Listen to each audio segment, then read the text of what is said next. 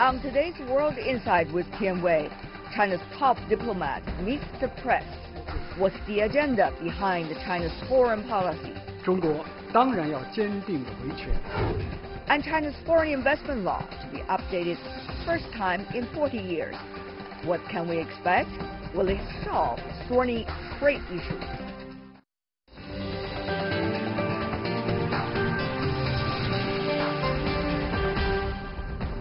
Hello and welcome to World Insight with me, Tian Wei. The program is coming to you live on CGTN. We start with China's diplomacy. Chinese State Councilor and Foreign Minister Wang Yi took questions in a media conference at the ongoing NPC annual meeting. He discussed China's diplomatic relations with other world powers and global hot-button issues. Here's my takeaway.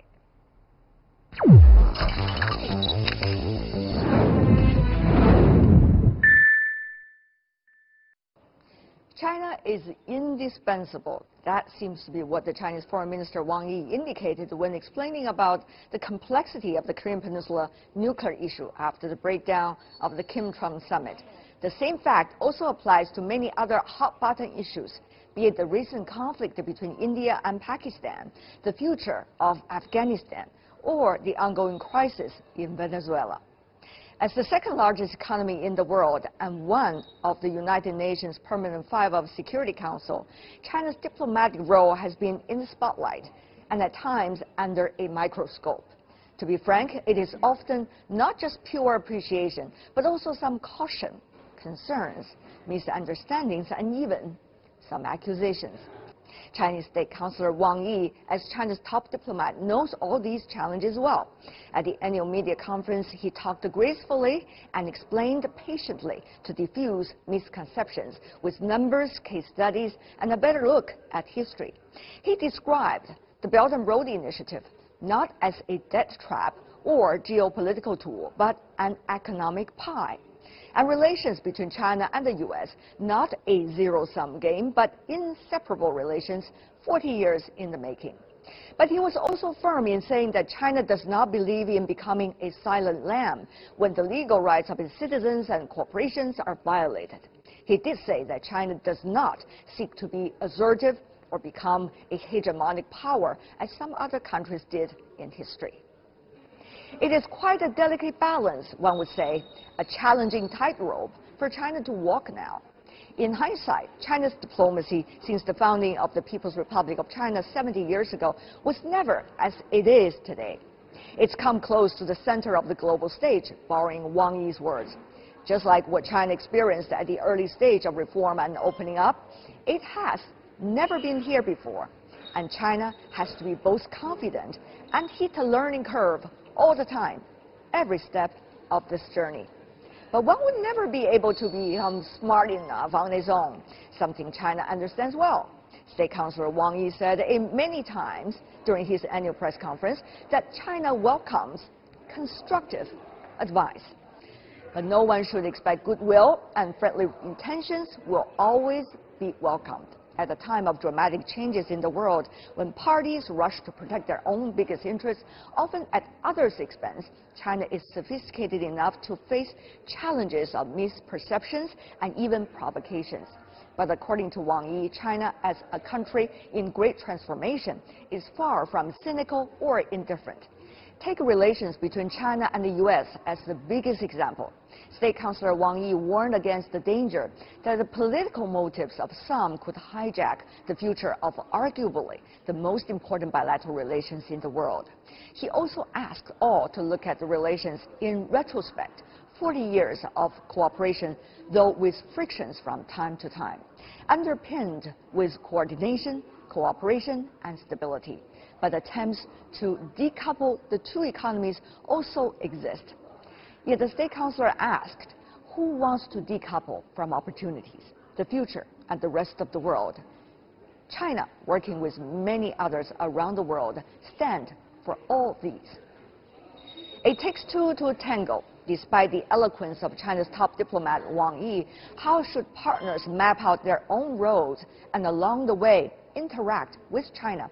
That is a choice all are making even now while I am talking.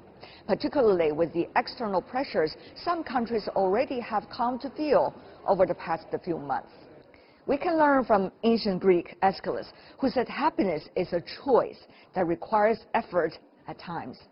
But the choice to be made by all is not the kind one had to make during the Cold War era.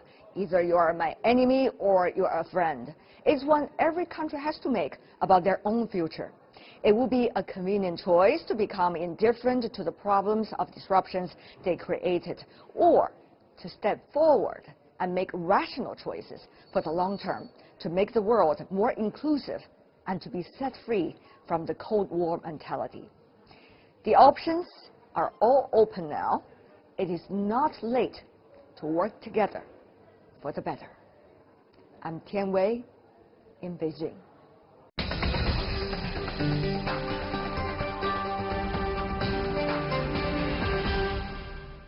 For more on China's foreign policy, we have in our Beijing studio Da Wei, Assistant President at the University of International Relations. Welcome, sir, to our program. Also joining us in our Beijing studio, Wang Yiwei, the Director of the Institute of International Affairs at Renmin University. And joining us in Washington, D.C., long time no see, Cheng Li, Director and Senior Fellow at the John Thornton China Center at the Brookings Institution. Welcome, Mr. Li. I want to start by asking you, Mr. Li, since the other two gentlemen tune in this morning to the press conference, but from your perspective in Washington, your biggest takeaway of this annual press conference given by State Councilor Foreign Minister Wang Yi? Well, the major takeaway from my perspective is the delicate balance that Minister Wang wants to achieve. Actually, that term also used in your opening remark. There's a number of balances. First is the balance between developing country and developer country. As we know that China identifies itself as a developing country, and in many ways, China also associated with developing country in profound way, especially the Africa and South America and Middle East. And this message is very clear. But at the same time, China also pays great attention to the developed world, especially United States and EU. Now this comes to the second balance. You can see that even the Western world have a different approach toward China, and the United States certainly more critical in all fronts, but EU still wanted to economically engage with China. So you see that delicate balance, especially when you emphasize President Xi Jinping's upcoming trip to Italy. So that's a very, very interesting development. The third balance is the international pressure, especially from the West. You use the term, some accusations. But at the same time, China's domestic concern, Chinese people sometimes are also quite angry with what happened in Huawei and etc. So when you want to achieve that delicate balance, to say the least, both sides, inside China and outside China, there are some anxieties. And finally, it's a balance between cooperation and competition. Certainly, Wang Yi emphasized the cooperation. Right. Quite a number of balances illustrated by Mr. Li coming from Mr. Wang's press conference. And Mr. Da, what do you think? Is that a very hard balance to keep now for China? Yes, of course. I think China, as a major power, China need to, have very good relations with developing country, but at the same time, have also wide cooperation with the developed country. And particularly in recent years, as China rise, I think the outside world, particularly in the Western country, has, I will say, the concerns, anxieties has already been increased. So China need to be very careful to keep this balance, to defend China's own interest, but at the same time to make the outside world understand China's position very well, not to be viewed very assertive or aggressive. I think these are the the difficulty that the state councilor need to keep the balance. Right. He said specifically that China does not want to be assertive, but at the same time needs to protect the legal rights of its citizens and also of its corporations and entities. Take a look at the case study of Huawei. That's a beautiful illustration of that. State Councilor and Foreign Minister Wang Yi did say China wouldn't stand by like a silent lamb, but actively defend the rights of Chinese citizens and corporations against unfair treatment abroad. Take a listen. 最近，针对中国特定企业和个人的行为， that the recent action against a particular Chinese company and individual is by no means a pure judicial case, but a deliberate political move to bring them down. We support the company and individual in question in seeking legal redress to protect their own interests and refusing to be victimized like silent lambs. Now, that's another balance, isn't it, Professor Wang? I mean, on the one hand, Huawei is a private company. It's not part of China's government. But on the other hand, the Chinese government, Foreign Ministry included, and State Councilor Wang Yi included, is working toward protecting the rights of any individual and any entities from China that are acting legally, whether inside China or overseas as China sees it. So, Professor Wang, that's another balance that China needs to take. I prefer to use coordination, not just a balance. Balance is more negative. It's political science for the West. Chinese wisdom is to coordinate both, developing country as the major power. Now, China lives in a very globalized world. The Chinese companies like Huawei is not just a developing country or not. This is, mega companies taking a leading role in the 5G. I think Huawei is very global. It's not just a Chinese company. So they have their own interests. So, of course, Chinese government should protect and defend the legal rights.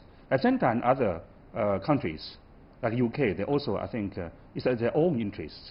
So we should go beyond the traditional international relation perspective to understand of the new, even uncertain world.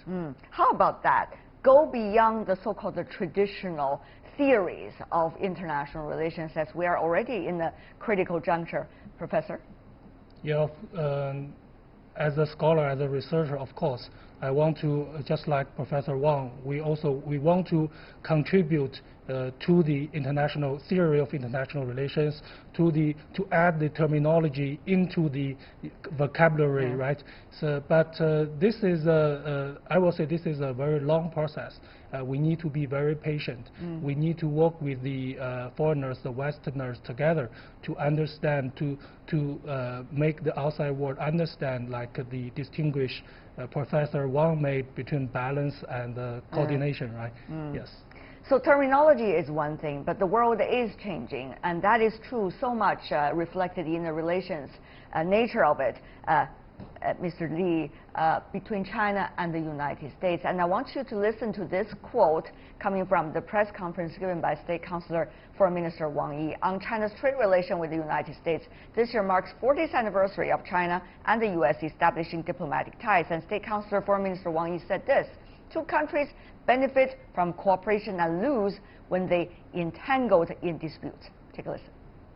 如果一味放大竞争，就会挤压合作的空间。 Exaggerating our competition out of all proportion would squeeze our space of cooperation. The right attitude is to focus on expanding our cooperation. This is both in our mutual interest and what we owe to the world. Of course, that's beautiful theories, and yet, given the current, quite turbulent time, Dr. Li, between China and the United States, how should we understand State Councilor Wang's perspective? Well, actually, that's a good point, and we, especially outside the world, now talk too much about the competition and even confrontation. We forget that in a fundamental way, both China and the United States share a common interest, which is to prevent a war, and secondly, for financial economic stability. Both countries benefit. Now, of course, we have some differences in terms of ideology, in terms of political system, in terms of maybe economic development model or emphasis. But in these fundamental areas, we share. Sometimes, if we are obsessed with confrontation and the competition, we lose a big picture. So I'm glad that Wang Yi raised that issue, and I hope that we both sides should continue to, through communication, through dialogue, and realize that in a profound way that we are on the same page. Dr. Li, you use an extremely important verb, you hope. But the reality, I have to remind you, is not necessarily as beautiful as you hope, Dr. Li. And therefore, how pragmatic shall we be about the realities, given the fact that the trade negotiations are still going on, and sometimes bad feelings still came out in the press reports in both countries toward one another, and you also heard different stories and accusations without really grounded examples or numbers, but that's how people feel about each other. So trust and lack of trust, that's the issue, isn't it, Dr. Li? It's not likely to change in short term, probably even get worse before it get better. No, I think that we enter a very problematic area and era, and also it's very, very dangerous. I think both sides talk about a new era. But the important thing is we should realize that some of this more driven by technology change. It's quite unique, and the technology changes go far ahead of what government policy can do. But at the same time, that because of technology tension, because of economic political landscape change, this is something is quite new for the United States, and how to maintain U.S. leadership in a changing world. So it will not be easy. But at the same time, United States has legitimate concern in terms of economic front, and also on some technological norms and standards, and also both sides and all countries should really consider to form kind of international norm rules to deal with the changing environment and the changing technological development. So I think that both sides and all countries should really realize this fundamental change in the global landscape and technological revolution.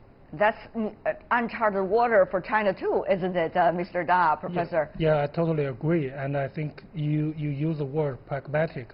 I think one of the things strike me today is I think State Councilor Wang was very pragmatic when he discussed the China-U.S. relations. He not only talked about the cooperation between our two countries, he also mentioned competition. And he admitted that there is some competition between China and the U.S. The more important thing is to control this competition, and we should not exaggerate the competition. But the competition, to some extent, is a reality. We need to control it into a healthy competition. I think this is a very pragmatic and a correct attitude to face the reality. I think this is the only way that we can control the competition. The first step is to admit there is competition. The second step is to control it. So I think I totally agree with you and agree with Mr. Li Cheng. I think in the way ahead we will have a lot of competition and hard time, but so long as we can recognize it and we can face it very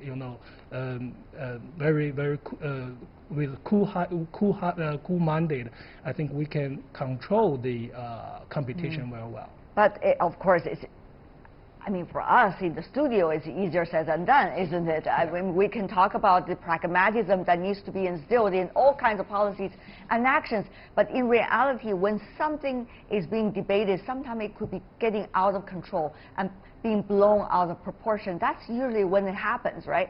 But Professor Wang, to you, for example, China has been advocating about the Belt and Road Initiative, and you've been doing research about that for quite some time. I mean, the Chinese State Councilor Foreign Minister talk about it as saying it's not a geopolitical tool, it is not a debt trap, it is an economic pie, it's a platform for win-win. But no matter how many times you talk about this, you use terms like this, still some are having the misperceptions about what it is. And of course, there are things that needs to be improved as well. Professor? I think that's because of the U.S. and in general the West, without enough self-confidence about the future, about the model, about the political system even. So they mentioned about competition. The competition is between China and the U.S. The thing about the competition for the world leadership. The Belt Road Initiative is for China to seek the hegemony, to replace the U.S. or challenge U.S. leadership. That's not the case. When Councilor Wang mentioned about the competition, it's about the competition of the interests. I think that's very natural. About the Belt Road Initiative, why there's so many misunderstandings? First, there's no reference. The only reference is Marshall Plan, and that's geopolitics. And because the Silk Road is a geopolitics concept, put forward by German Hitchhofen, is a scholar. So the Chinese use the Belt Road Initiative is not that way. And our culture is her and her, it's seeking more harmonious and peace cooperation. It's not just the divided the world, divide and rule. So I think that's the differences. And it's not the trap, because so many countries participate, right? If it's a trap, and then why they are smart. But and it's not a charity, it's okay. not for assistance. All of these beautiful analysis. But gentlemen, the three of you, I have to remind you, there's already rhetoric being formed around the world talking about China. Whenever you talk about China, there must be a hidden agenda behind China's action, behind China's theory, behind China's words. So when rhetoric's like that already formed, what can you do about it before it gets worse? How can you prevent it getting worse? And Dr. Li, you got some pragmatic ways? Yes, I think you have a good point. So I'm glad you raised that issue, because the outside world, especially the Western countries, especially Western government, have a different view from Chinese perspective. And of course, some Western companies certainly want to seize the opportunity with One Belt, One Road. But there's a serious concern from outside world. So I'm glad that Wang Yi's speech, I think the next month, the second Belt Road conference China will hold, will emphasize improvement. Particularly in the areas of openness, transparency, and inclusiveness. I think that they also should emphasize the market-driven rather than some Western countries criticize China, the so-called state capitalism, whether rightly or wrongly. But I'm also glad that recently that in the NPC meeting that the term "Made in China 25" start to change. I think these are the welcome development. I hope that China also have better understanding of the outside world's perspective. But I'm glad that the Wang Yi's press conference emphasized these three terms. Let me repeat: openness, transparency, and inclusiveness. And by the way, Professor Da, Mr. Wang Yi, the top Chinese diplomat, is the one that is most sophisticated, one could argue, about international relations together with many of his colleagues. But the rest of the country, you need to bring them with you, right? I mean, a top diplomat could only be able to talk to such an extent, but everything has to be done by everybody inside this country. So how can you, at a critical juncture where China is facing right now, China has never been here before, by the way. Its second largest economy, China never experienced that in the past decade since PRC was founded. So how would they bring the rest of the country update also about many of the concepts that you talk about and the blueprint that you analyze for us, so that all the Chinese will be on the same line? That is an issue as well, Professor Da. I think this is the role that the media need to play. I know you're going to say that. Now the arrow is going to the media. Okay. I mean, your importance. Right. Yeah. But Professor Da, please. Yeah, it's true, because I think the diplomats and government officials, they can only say this. They can only talk in that way. Well, professors like us, we can talk to, we can teach our students, we can educate the students. But for the general public, I think the public media extremely important. And of course, this is not only the task of you. I think people like us, we can use social media, we can use those new medias to spread those ideas to the public, to the Chinese audience, and make the whole country, I mean the whole people, on the same page. It's very important, isn't it, Professor Wang? Yes, as I continue to highlight, coordination. The world is so... You just love that word. Go ahead, Professor. So-called the 65 countries, at the beginning we said the Belt Road countries, 500 million, they don't have the electricity. 100 million without clean water. 16 of them not joint WTO. 24 of them they're below the average of the Human Development Index. Yes. 8 of them they're less developed countries. How can I tap to the high standard to those countries? So what China is doing is like building the swimming pool, training them to swimming, and then they can swim in the sea. Market principle, high standard. So it's not a violent the principles of the high standard, the market economy, but the preconditions we built that the industrial park, economic zone.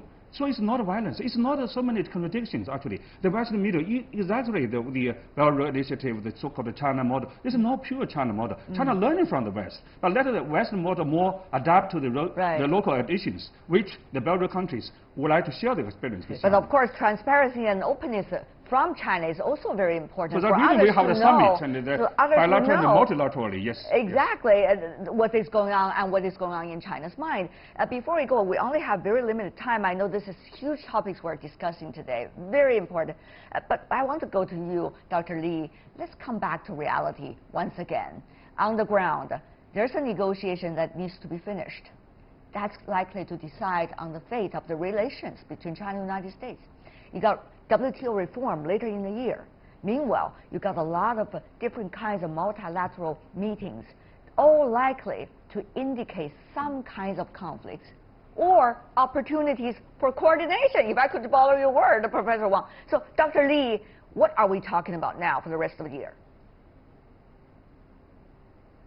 Well, actually, let me also remind us that United States did send a delegation to the first Road and Belt and Road Initiative by Matthew Pottinger, the senior director of the White House.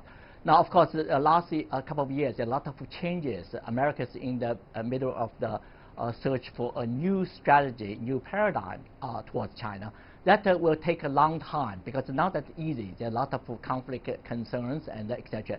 Ultimately, I think really I agree with Wang Yi that we cannot decouple. It will be disaster if we have two internets and the two financial systems. I think this is not the way we move to. So, but at the same time, United States has a legitimate concern and also need to sometimes reflect American domestic politics, etc. So I think the negotiation on the trade front, I'm actually quite optimistic. I think there's an incentive for both sides to reach agreement. But the technology competition and the strategic tensions will require some time. But at this point, we should have a program like yours to have a dialogue, to have the doors and the windows are open. Yeah. So I think that's crucial. Thank you so much. We're running out of time, but our window and doors are always open for discussions like this. Dr. Cheng Li in D.C., Da Wei and Wang Yiwei here in Beijing. Really appreciate you, gentlemen, for being with us. Have a great weekend, every one of you. Thank you. Thank you. Stay with us here on World Insight with me, Tian Wei. Still to come on our program. China's foreign investment law to be updated. First time in 40 years. What can we expect? Will it help solve thorny trade issues? The answers right after this break. Welcome back. You're still watching World Insight with me, Tian Wei. More on China's annual political session. A draft of China's highly anticipated foreign investment law was submitted to the top legislature, the National People's Congress, for deliberation this afternoon. The new law will ease regulations of foreign investments in China. It seeks to protect investors' legitimate rights and improve the business environment. The law, in line with the 2 trillion yuan tax cuts mentioned in this year's government work report on Tuesday, are both crucial in keeping China's economy stable and healthy. In today's special series, Weigh In 2 Sessions, I sat down with Zhang Yicheng, a CPPCC member, who's also the chairman and CEO of City Capital. Mr. Zhang has decades of experience in foreign investment in China, as well as Chinese investment overseas. He shared with me his thoughts on the prospects of China's economy and certainly on the upcoming foreign investment law. Let's listen in.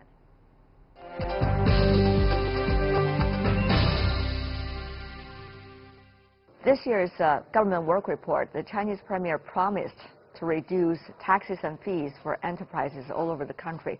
2 trillion yuan, that's a gift package he's willing to give out on behalf of the country. But the question is, where does the money come from?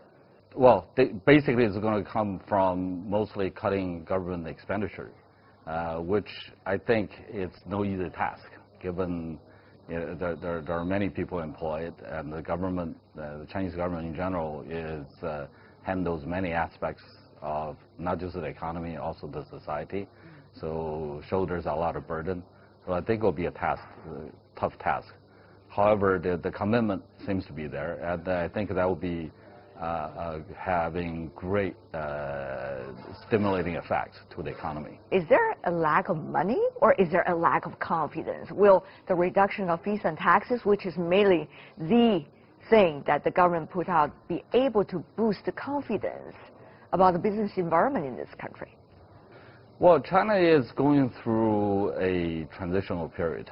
transitioning from a investment-driven economy to a consumption-driven economy, and at the same time, the economy has a very high level of leverage, and which needs to be worked off. So during this period, many companies need to find ways to upgrade themselves. And so there is a general sort of a confidence issue because simply because things are not so easy anymore. There is no lack of liquidity as far as I can tell. I think the buoyant stock market in the last 2 months proved that there is ample liquidity. It's just people are so used to building up new capacity and producing more and to an ever expanding market. It's all about going up and up and up. Exactly. Yeah. So it's finally come to a point where things need to adjust, and people have to learn a way to upgrade their products and focus more on serving a more sort of a discerning consumer market. Right. What about U.S.-China relations? As we all know, at the moment, the negotiations are still going on. We do not know the result yet. Earlier, in some previous media report, you were expressing your concerns about this bilateral relations, which you regard as one of the most important. What about now? Is there more certainty to you at this stage about where the relationship is going, and therefore for the businesses to make your decisions? Well, I think the current negotiations on trade will produce some results. I'm hoping, and I'm fairly confident. But I think a longer-term issues between two countries in terms of how to view each other as a strategic partner or a strategic competitor, or even rivals, or possibly even enemies, and in the eyes of some of the most hawkish people in the U.S. government. I think that is a long-term issue that will be troubling the bilateral relationship for years to come. Do you think things are getting a bit better, or it's even worse?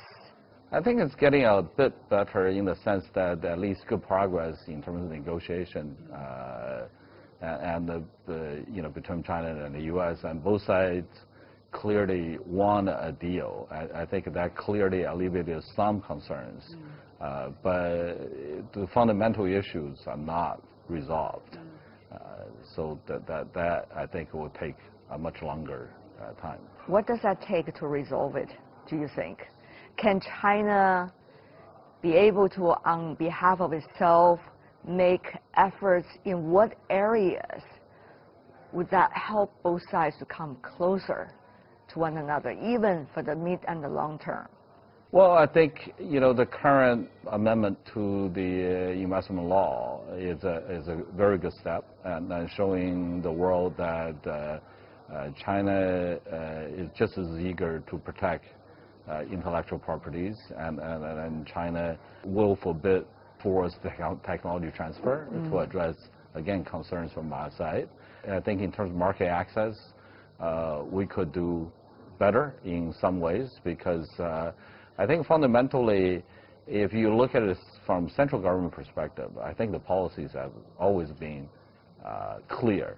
I think, but China is a huge country, and the situation varies from province to province, and there could be very well local protection.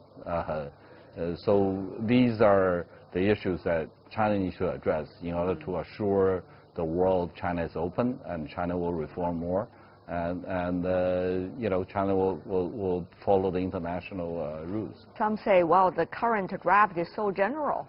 Others say, well, this is just the basic law on basis of which there's likely to be more regulations and detailed laws at different levels. Do you subscribe to the latter explanation? When China opened up first in 1979, that was one of the first laws they put in place. Exactly. In order to assure foreign investors that they can actually come into China and set up joint ventures. So we certainly have come a long way from those days, and we'll continue to make improvements. And I think the fact that there is still over 130 billion US dollars FDI that came into China, and making China by far the most favorable destination among developing nations. I think that still says a lot. Would there needs to be more government-driven, or this is more likely to be market-driven from now on? I think it's going to be far more market-driven than before, and the government is committed to the so-called negative list rather than, specific approvals. So I think that negative list will shrink in size, and over time, more and more sectors will be open completely to foreign capital.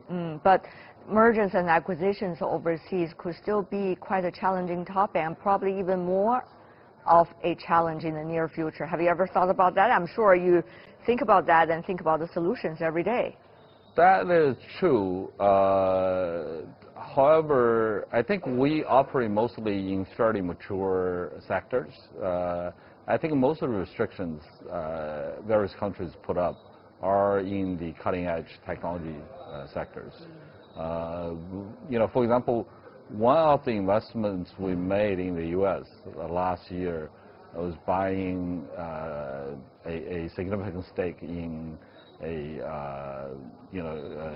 health supplement company called GNC. Yes. Which, as soon as we announced the deal, then the trade war came, and we thought, maybe the deal is dead, because given it was subject to CFIUS review, and because certain aspects of the business.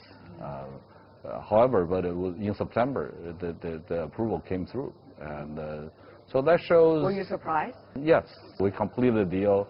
We're building up their China business now, so which shows, in this generally mutually beneficial economic relationship, there's still things that can be done, but I think for sure it will be more cautious.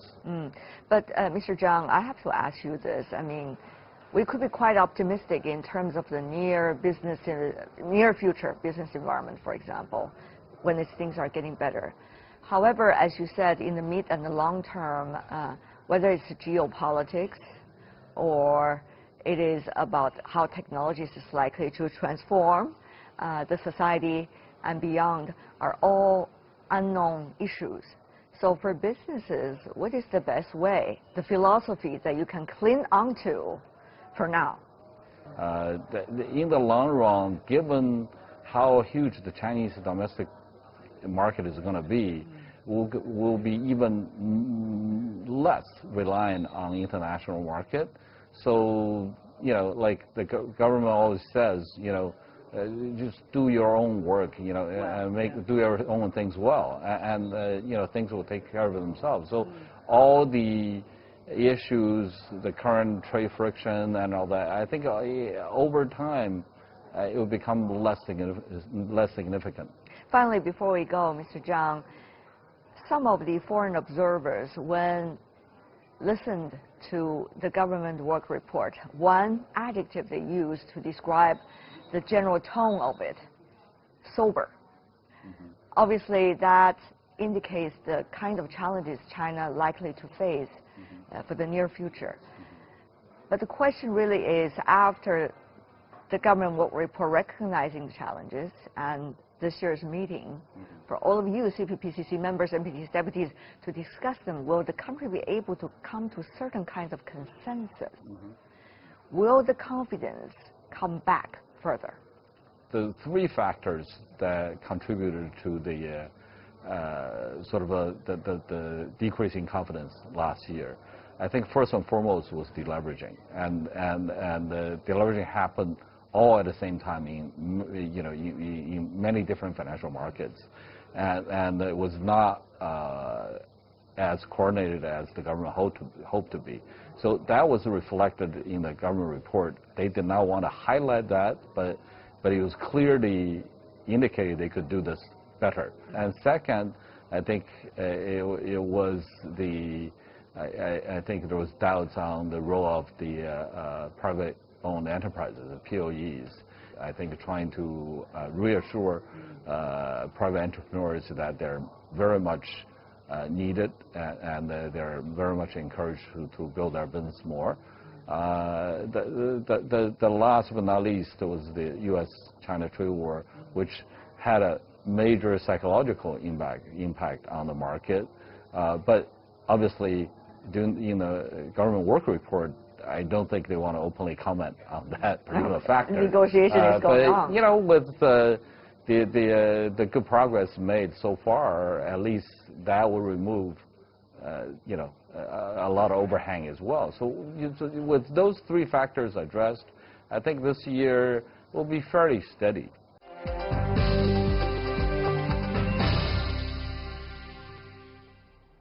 This year will be fairly steady. That's the conclusion from Zhang Yichen, a CPPCC member, talking to me earlier about the Chinese economy and the foreign investment law. And that is all the time we have for today. If you'd like to see more, try to find us World Insight CGTN into your search engine or check out our YouTube channel. Also follow us on Twitter, Facebook, and Sina Weibo. From me, Tian Wei, and everyone on the World Insight team, thanks for watching. Tune in again next time for insights across China and around the world. The weekend is up. Have a great one. Good night.